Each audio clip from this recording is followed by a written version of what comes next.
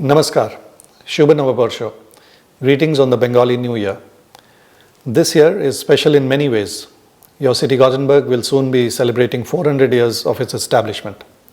2023 is a landmark year in Sweden, celebrating His Majesty the King's 50th Jubilee.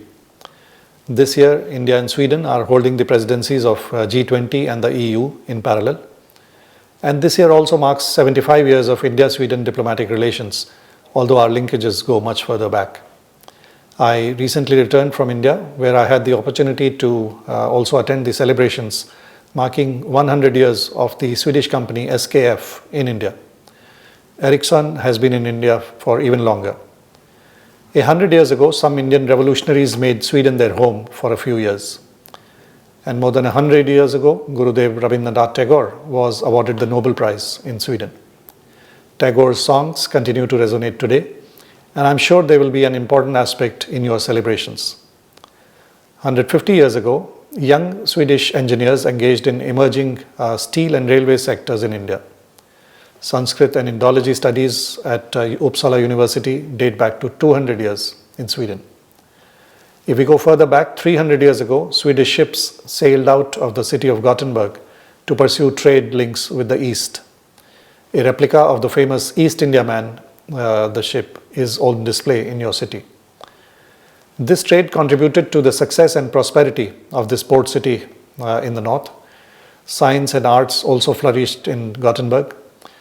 Today, engineering, IT and research are the basis for extensive business and academic linkages that bridge the thousands of kilometers of distance between this region and India. Our partnership continues to flourish. Honorable Minister of Infrastructure is currently in India. Ministers of Foreign Affairs, Foreign Trade and Finance have visited India in recent months. Our Ministers of Environment have met. Further high-profile visits are being planned. Both the Ministers of Foreign Affairs and Foreign Trade have spoken about the remarkable contribution by the Indian diaspora to the Swedish economy and society. And I would like to compliment all of you for the good work that you do. India had made a splash at the Gothenburg Kulturkalas last year. Some of you may have joined us that day. We also had a hugely successful and popular day-long cultural festival, Namaste Stockholm, last year. The remarkable thing is that all these amazing performances are entirely done by the members of Indian diaspora in Sweden. Such cultural events not only provide a platform and showcase the young Indian talent, but they also introduce India's rich cultural diversity and civilizational heritage to our friends and colleagues in Sweden. They build bridges across generations and geographies. I wonder whether cherry blossoms are already delighting people in Gothenburg. Here in Stockholm, we patiently await spring. Best wishes for your event marking the Poila Boishak, and best wishes for the new year ahead. Thank you.